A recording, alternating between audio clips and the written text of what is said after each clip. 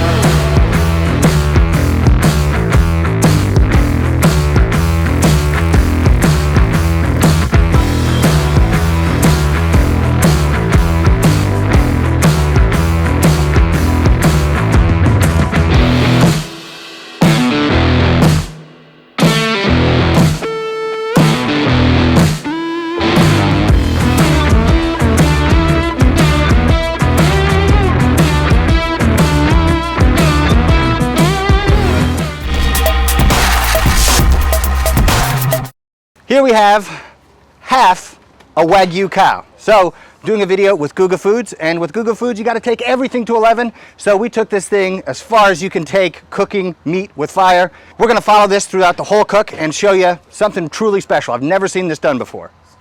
So the way this started was several months ago when I was talking to Guga. We were thinking about doing something for a collaboration, and I had just had my 1,000-gallon smoker finished off, and what I had always wanted to do was cook a whole side of beef in a 1,000-gallon pit. And so I suggested that. Guga said, that's a great idea, we have to do it. So we started planning to make it happen. Unfortunately, I had a lot of things that I was doing in between. I was hunting in Colorado, hunting in Kentucky, and it was just going to be really difficult for me to get out to California, pick up my smoker, drive it all the way to Miami, and be here in time for the event. So this is a pit that I borrowed, but we'll cover more about that later. It's about a 1,000-gallon primitive pit, weighs over 4,000 pounds, and it's a beast. And as far as primitive pits goes, I've never cooked on one before. I've talked to the owner, JD. I don't know what I would give this on a scale of 1 to 10. At this point, I give JD a 12 out of 10. I really love that guy. But he made some phone calls and found somebody that would let me borrow this pit, and so we are doing it up. So the idea here is we're cooking half a cow for a whole day. So we're expecting about 24 hours on this cook. It is going to take a long time. And because it's going to be so long, the pit's going to be fired up for probably 30 hours or so. I had to bring in some help. And one of the people who agreed to help me is Joe Yim. So let's go talk to Joe. As any pitmaster should be, he is currently manning the fire. So I knew that for such a marathon long cook, I would need some help. And Joe agreed to come down. And if you guys don't know Joe, Joe's worked at a lot of the best places in Central Texas. He's worked at Terry Black's, where they do, 150, 175 briskets a day. He's worked at Leroy and Lewis. He's worked at Truth Barbecue, one of the top 10 barbecue restaurants in Texas, according to Texas Monthly. This guy knows his stuff. And so for me, usually when I'm doing barbecue, I always have the fear, like if I walk away from the fire, is somebody going to be able to run the fire as well as I can? Well, in this case, no, he can do it better than I can. So it's a great relief to me because we can kind of do things in shifts. So Joe has a YouTube channel where he breaks down, how a pro does barbecue. So you guys really need to go check him out if you want the very best quality information that's available anywhere online about how to really do barbecue. So we're starting this cook at 250. And so what's the plan as far as the temperature goes? What do you think? Yeah, I think right now, just because, I've never cooked half a cow either, so. Oh, you haven't done it either? So we're just gonna try to, we don't want to push it too fast, too early, because I don't think it will dry out, because it's Wagyu anyway. It's Wagyu, yeah. But which is also why we all kind of talked about, we probably don't need to push it too high, too early, even though we're doing such large cuts, because the extra fat will probably help it cook a little bit faster. Right. So we're gonna keep it pretty low and consistent at 250 for now, and then we'll probably bump it up maybe halfway through a cook if we feel like we need to. Yeah, we'll kind of check it as we go. Yeah, and if exactly. we're like, oh, we're right on track, then we can let things just Let it roll. go. But if we're behind, we may have to bump it up. Exactly. So with a cook this long, we can't make any major mistakes. So we need to be vigilant about watching the fire and making sure that we're on top of everything.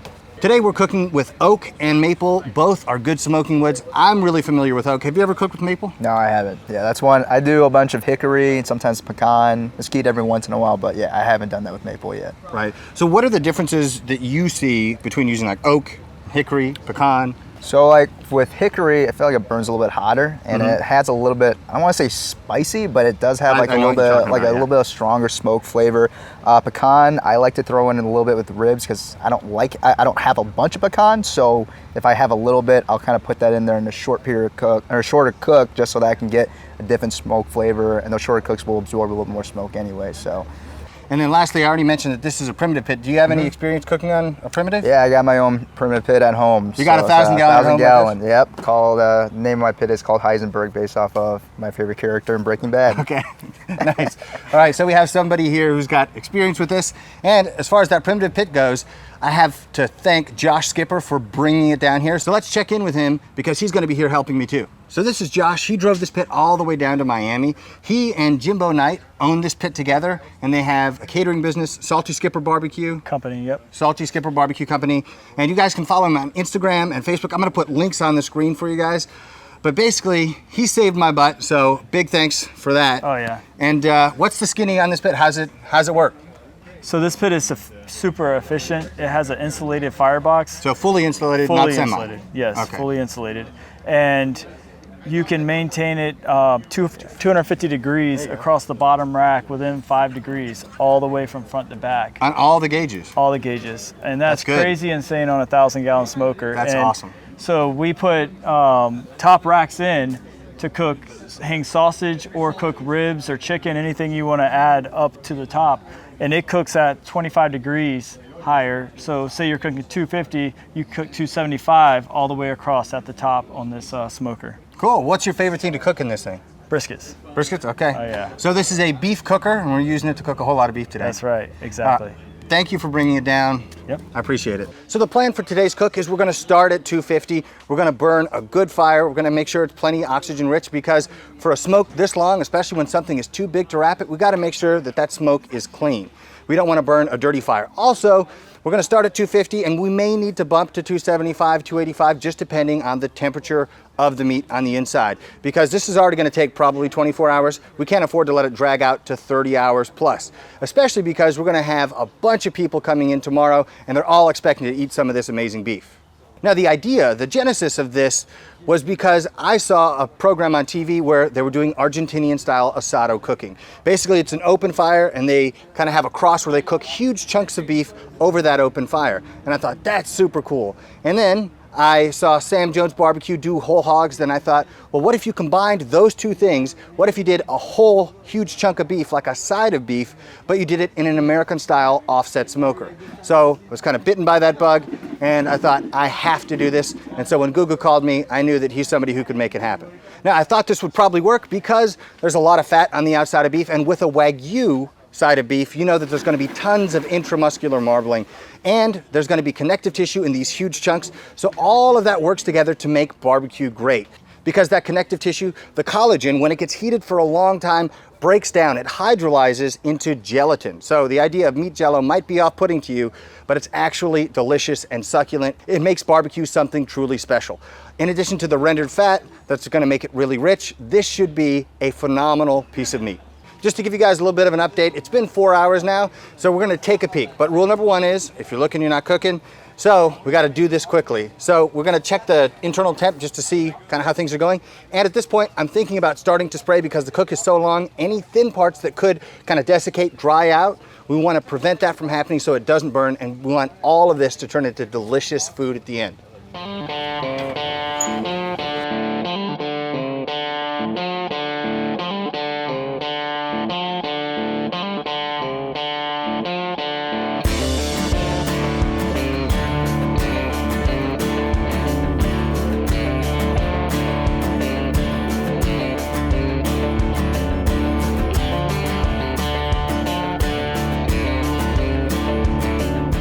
As you guys can see, we're already starting to get really good color on there, which is really nice. But the internal temperature is only about 47, 48 degrees.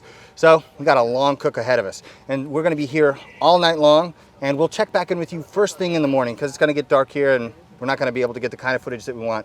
And at that point, tomorrow morning, this should start looking really, really good. Also, you may have noticed that there are a couple briskets at the end there.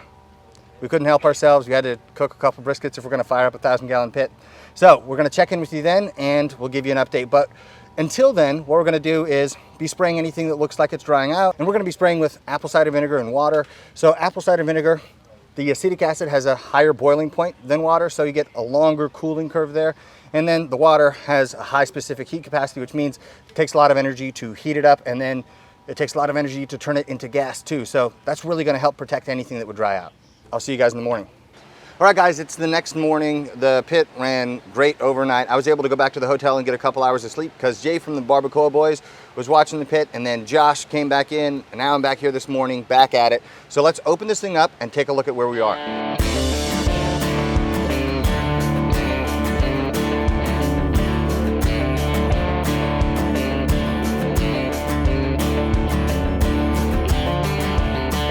All right, guys, it has been 25 hours since we first put this thing on here, and it is a very long cook. But we have tremendous bark. We're hitting the tenderness that we want in the different cuts. It's gonna be awesome. When people start arriving, it's gonna get crazy, so I don't know how much I'm gonna be able to talk to the camera. So I kinda wanna give you a breakdown now, and then I know that Gugu's got folks who are gonna be doing lots of filming, and there's gonna be a lot of footage on that channel, and they're doing like humongous lobsters and Wagyu picanha and a whole hog, like everything. If you want to see more of that footage, check out his video. It's gonna be worth it. But with this, you know, there's no playbook for it. So I don't have like a step-by-step guide of how to do it. It's basically going on our previous experience and feel. So when this feels tender, we're like, oh, okay, that's good. And we have great bark and it's so juicy, it's crazy. So if I poke on it, just juice leaks out. It's unbelievable. So it's gonna be a real task getting this thing off. So we're gonna try to get you some of that footage, and we're definitely gonna have some footage at the end of us chopping beef. And Greg from Ballistic Barbecue made a chimichurri, a red chimichurri actually, that is unbelievably good. So we're gonna check in and do a taste test kind of at the end when we have an opportunity to kind of all get together and give our thoughts.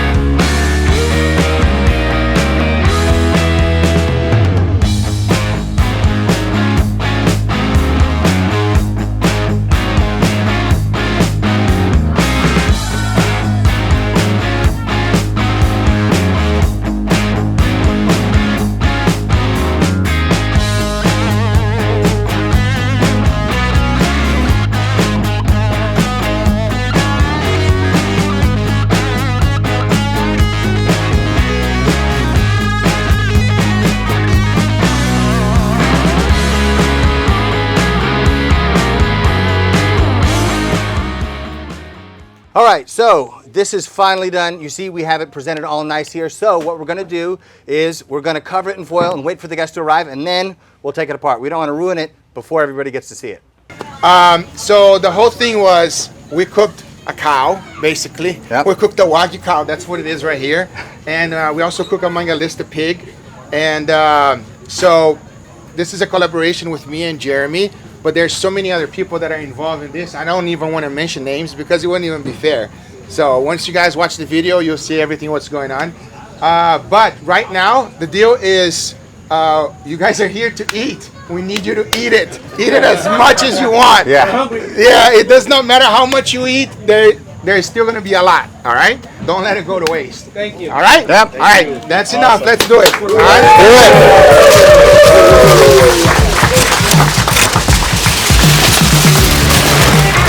There we go.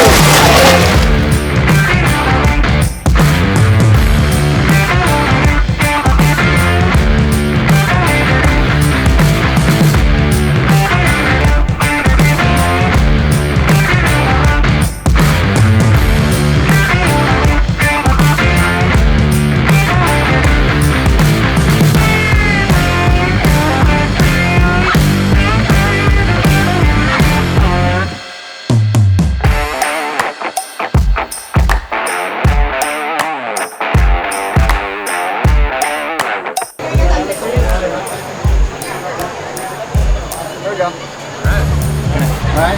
Cheers.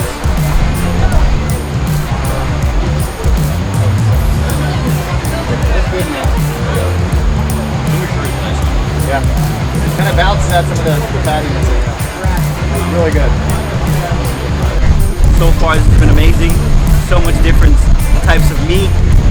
I'm a meat lover, so this has been absolutely amazing. So juicy, so delicious, and nutritious. Best barbecue ever. I don't really want to stop eating to tell you how it is, so I'm just gonna keep eating. Food is amazing. Not because I'm fat, because I like food, and I'm pretty critic, but this is really, really good. For real.